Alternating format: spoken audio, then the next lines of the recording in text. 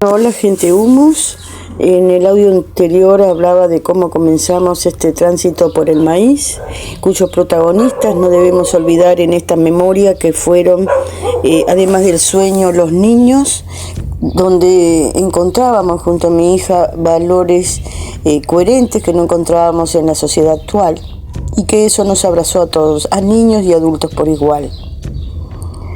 Y fue así que un día en que nos preparábamos en una armonización para ir a una caminata en Minas, nos fuimos con Daniel a la casa de Verá y él estaba estudiando la palabra tatá.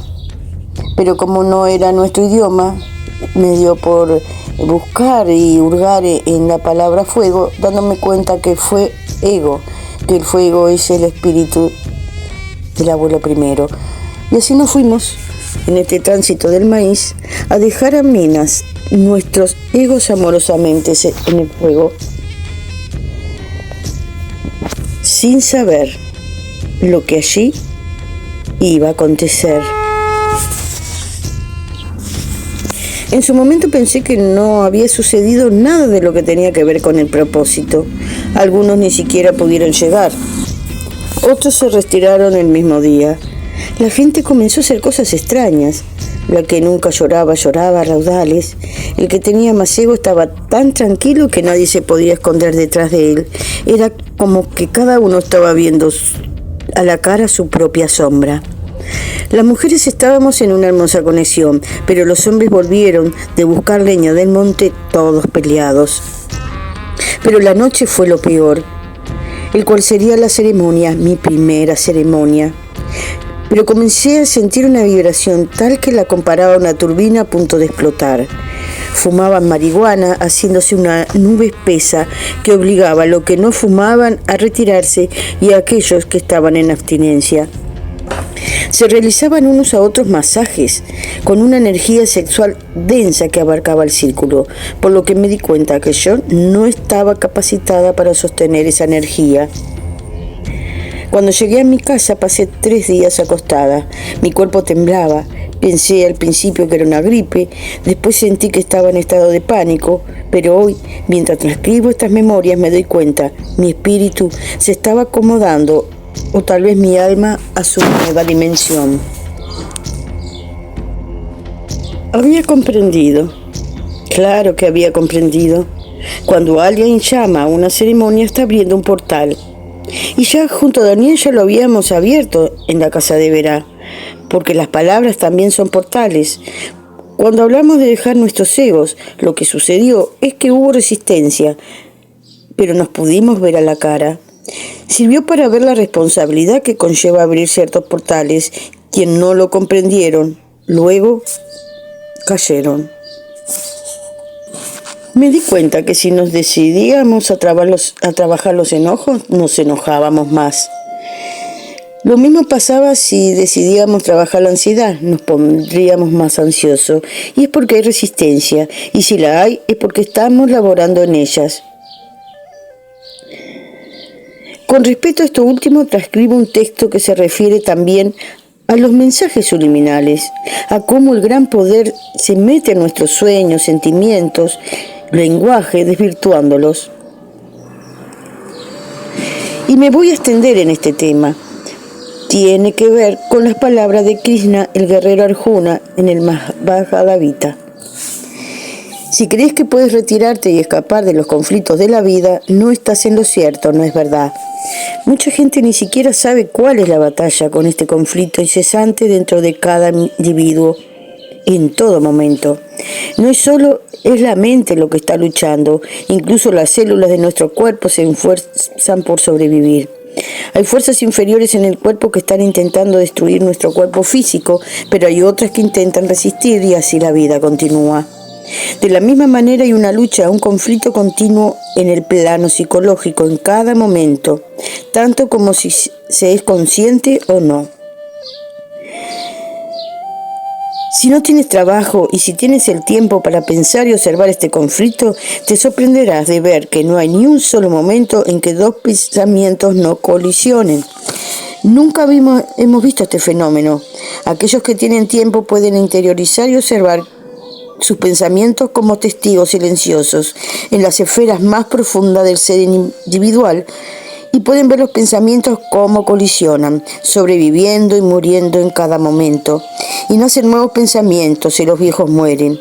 Esta es la guerra psicológica que tiene lugar en cada individuo. Y ahora les voy a dar otro ejemplo. Cuando nos entregan la llave del secreto en el libro, en el capítulo 1, el secreto revelado. Esta es la ley de atracción, en pocas palabras. Si lo piensas, sucederá. Por lo que imaginar las riquezas en realidad te traerá riqueza. Parece fácil, ¿verdad? Sin embargo, se contradice con el Bhagavad Gita del Mahabharata. Es la batalla que tiene lugar en cada individuo. Esta es la enseñanza central del Bhagavad Gita. Entonces, ¿podremos estar cumpliendo las bases del secreto cuando nuestros pensamientos colisionan entre sí? Cuando decimos, pensamos, sentimos y hacemos en la mayoría de las veces esas dimensiones en desarmonía entre ellas mismas? Yo creo que no. Lo cierto que no es pensando donde se cumplen las cosas, sino es visualizando. También les mostraré un artículo que encontré de casualidad y viene bien a este tema de los mensajes subliminales, para tener poder de discernimiento, para que no nos confundan. Inclusive insté a los chicos a dejar de buscar información y en vez de buscar cosmovisiones, comiencen en la cosmovivencia. Este artículo lo encontré buscando un tema que muchos han hablado sobre tener o no tener expectativa. Lo publica, según su currículum, una joven que, por no exponerla, no pongo su nombre, licenciada en psicología, psicoterapeuta. Tú no eres ningún Dios, por lo tanto, cuando te percates que vienen expectativas a tu mente y tu diálogo interno contenga un debería, acuérdate de que solo eres un ser humano como otro cualquiera, que lo hace lo mejor que puede, pero que de eso no se deriva que te vaya a ir bien, ni que la vida vaya a ser justa. También puedes preguntarte, ¿quién dice que las cosas me deben salir bien? ¿Me sirve para algo pensar en que el mundo está obligado a satisfacerme y esperar que así sea? Cuando encuentres las respuestas realistas y racionales a todas estas preguntas y cambies tu diálogo interno por un me gustaría, pero quizá, no te darás cuenta de que eres mucho más fuerte y libre. Y ahora les voy a hablar de otro texto de las 4 sendas del chamán. Para los pueblos aborígenes del continente americano, las palabras poder y medicina son sinónimos. Cuando expresamos plenamente quiénes somos, se dice que estamos llenos de poder y expresamos nuestra medicina. El poder es un recurso humano que suele equipararse con el uso de la energía o de la fuerza que hace uno mismo o los demás. Cuando demostramos nuestro poder, nadie puede impedirnos hacer algo. Nos liberamos de las actitudes que nos empequeñecen y es menos probable que aceptemos que los demás nos impongan sus opiniones sobre lo que podemos y no podemos hacer. A nivel mitológico, las sugerencias problemáticas que nos repetimos a nosotros mismos o que damos a los demás se denominan hechizos. Son conjuros mágicos que gobiernan nuestro comportamiento. Los hechizos más comunes son expresiones como no puedo, quizás, ojalá, me gustaría. Ustedes mismos se darán cuenta cómo difieren estos artículos uno del otro. Les cuento esto porque los jóvenes traían mucho sobre enseñanzas que habían encontrado en internet y una de ellas era expectativa. Y expectativa está formada con raíces latinas y significa esperanza de que ocurra algo. Sus componentes léxicos son el prefijo ex, hacia afuera, expectare, contemplar, ver detalladamente, más el sufijo tivo, que tiene relación activa o pasiva. Esta palabra tiene muchas raíces que derivan a muchas otras, entre ellas agregándole el pronombre te observo, te miro, te espero, me espejo, te respeto, proyecto, pongo mi corazón en ti, en el mirarte, te aprendo, me aprendo. Entonces, personalmente, expectativa, ya lo he expresado, es una de las primeras dimensiones del amor, es esperarse, poner el corazón, compartir el sol que hay en nosotros, mirarse, aprenderse, sentirse. Cuando ya nos hemos espejado, cuando ya nos hemos aprendido a amar a nosotros mismos a partir del otro y conocer nuestros fractales emocionales.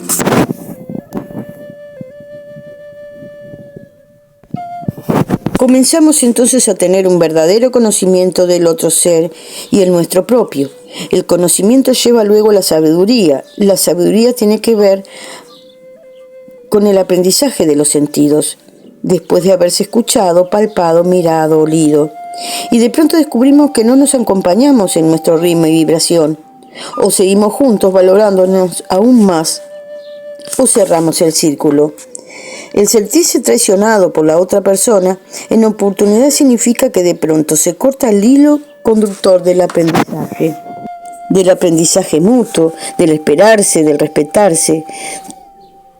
Traicionar viene de la palabra tradición, relativo al entregar. Significa también rehacer. Por eso, en todas las dimensiones del amor, siento el vincularme las tradiciones. El alinearse y estar bien con uno mismo no significa que no tendremos necesidad de estar con otro ser de nuestra misma sustancia. El gran poder que se instala en todos nuestros sentires y culturas aprovechan esta beta para dejarnos atrapados en una individualidad expansiva que se ha proclamado en estas últimas generaciones. Es verdad, somos todo con el universo y amamos a todos los seres, pero es hermoso cuando caminamos juntos en círculos pequeños. El universo se creó a través de un mandala de pequeños círculos. Y si abandonamos las expectativas, estaremos abandonando la conciencia generatriz de la creación, que es entregar con sabiduría. No son las expectativas lo que hay que soltar, es decir, estar en el sol. Son los agentes tóxicos que pueden acompañarla. La no alineación de nuestros cuerpos emocionales. Si digo quisiera, entonces estoy dudando. Si digo ojalá, estoy en ansiedad. De eso habla el libro La senda del chamán. Soltar las emociones no armónicas. Y hasta que no descubra lo contrario, les preguntaré a mis vínculos. Tengo expectativas de aprenderte, de mirarte, de sentirte, de olerte, hasta llegar a la sabiduría del amor de sustancia. Es normal que los jóvenes se rebelen, como dice el libro de los esenios. Así sanaban. Que cuando el terapeuta se convierte en algo así como un padre para el paciente, es momento de soltarlo porque solo habrá competitividad y desacuerdos. Y entendí también lo que estaba sucediendo en el grupo. En una primera instancia, cuando mentalmente lo veía a todos y veía sus egos, me di cuenta que yo, quien gestionaba, también estaba en esa dimensión. Era un ego tan fino que nos envuelve, que se apuesta en nosotros como la piel, que no sabemos si es un traje o piel. Y fue así como al sacudirme una parte de ella, algunas de las personas sincronías se fueron, viniendo o volviendo otras. Y esa rebeldía me había dado cuenta que se estaba viviendo y que es natural. Y se estaba viviendo justo en el año de la tormenta en el calendario maya. Muchos jóvenes estaban en la tormenta del ego.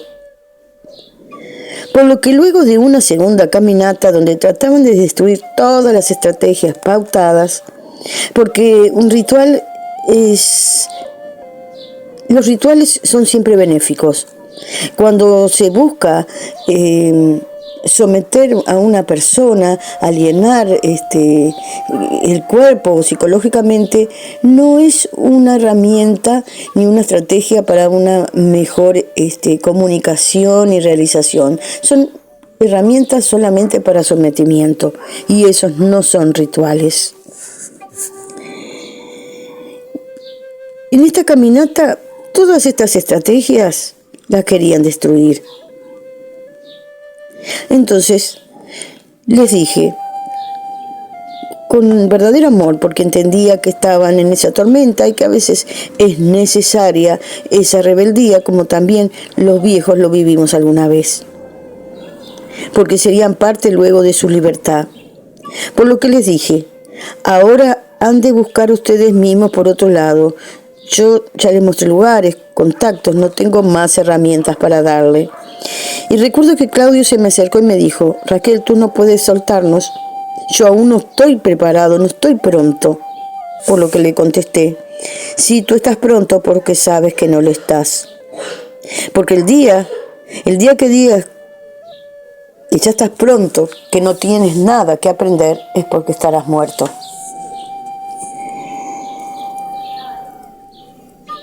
Por lo que en este tercer Maite, como también yo misma reconocía que no estaba pronta para abrir una ceremonia, convoqué a Vera. Porque era nuestro primer Maite de adultos y las energías son más fuertes y densas. Y habíamos aprendido que nosotros mismos convocamos a la energía de nuestros vínculos según como estemos. Las relaciones dentro del círculo activan nuestro conocimiento propio. Estábamos escribiendo nuestro propio libro de sanación a través de la experiencia.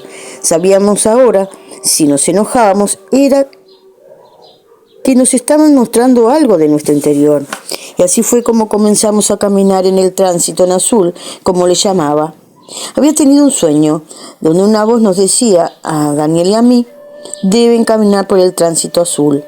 Totalmente pragmática y racional, googleé y me encuentro que el chakra azul correspondía a la garganta, a la comunicación. Por lo tanto, los animaba a embellecer las palabras. Lo hacían los pueblos ancestrales. Por ejemplo, les decía que ñe en guaraní es palabra y también alma. Si traicionas tu palabra, traicionas tu alma. Los bambaras de África dicen que una palabra maldicha desordena el universo.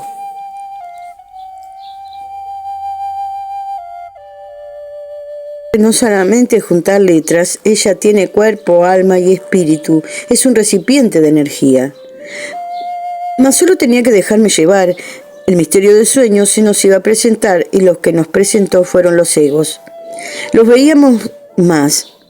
Pero la idea no era pelearnos con ellos ni destruirlos. En definitiva, no es un agente externo, es parte de nosotros. Era para reírlos, comprenderlos e integrarlos, ni ocultarlos ni desmoronarlos.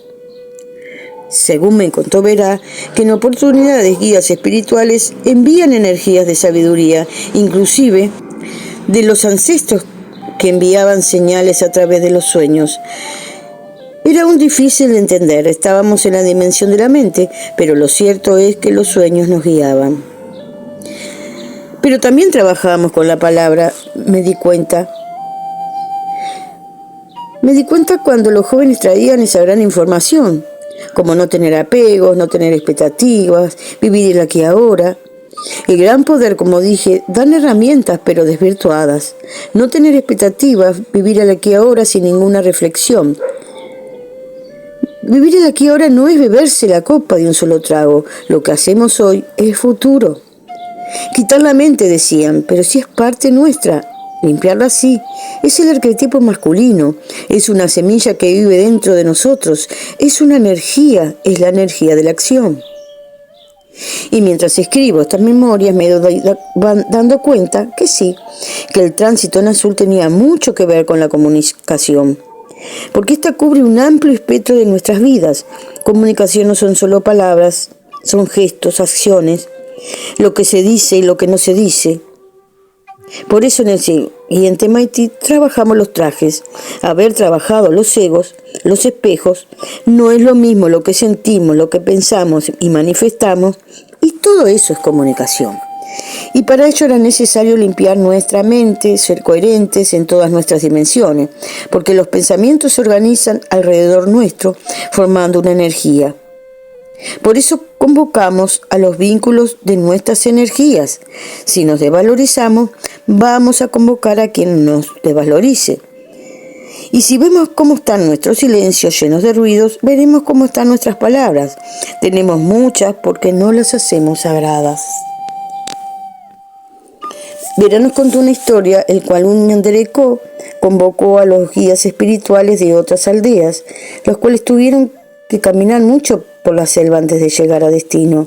Una vez allí, entraron a la Hopi, se sentaron en el suelo y esperaron en silencio que el anciano convocante hablara. Llegando ya al nuevo amanecer, dijo una sola palabra, que bastó para que los demás ancianos se levantaran y regresaran a sus aldeas. Y así se desarrolló el tercer Maite, el primero de adultos. Aún no teníamos plena conciencia de la importancia del maíz. Todavía no lo delimitábamos y todas las personas que visitaban a mi hermano entraban al círculo del maíz. Pero algo tuvimos claro, el maíz habló, claro que lo entendimos, pero en el siguiente. Hubo un maíz en uno de los surcos que al verlo el turco y yo nos dio un gran recogimiento en el corazón.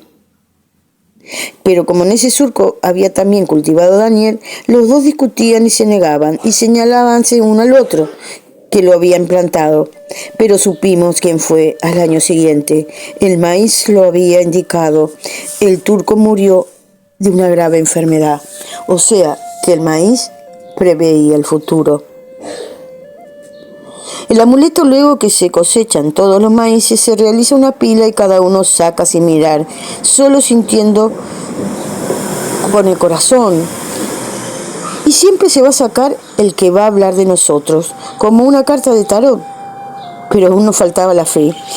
Pero igualmente hablaron. El maíz que sacó María era inmenso y blanco. Así sería el niño que esperaba a Maru, que nació de 4,5 kilos. Porque aún estábamos en el ego y queríamos sacar y ver cómo estaba nuestro surco. Pero el maíz que va a llegar en nuestras manos, ese es el que tiene que llegar. Aún estábamos descubriendo nuestros egos. El que sacó una chica que estaba en la tormenta del ego, su maíz estaba como quemado en la punta, como si su cabeza hubiese sido quemada literalmente. Enseguida pensé en su ego. Había un chico que quedó totalmente enredado en la planta de poroto. Nos costó mucho desenredar las guías para sacar los frutos. Después nos enteramos que tenía problemas de circulación. Entonces comenzamos a creer más aún en la respuesta del maíz. Y sentía que Luciano, mi nieto, tenía razón. Estas semillas son mágicas. Comencé a partir de ella a conectarme más aún con el maíz, pero fue en el cuarto que comenzaron a surgir aquellos cuentos de mis visiones, de mi espíritu en transformación. El maíz nos habla, hay que saber escucharlo, sentirlo, pero de algo estábamos seguros, estábamos en transformación.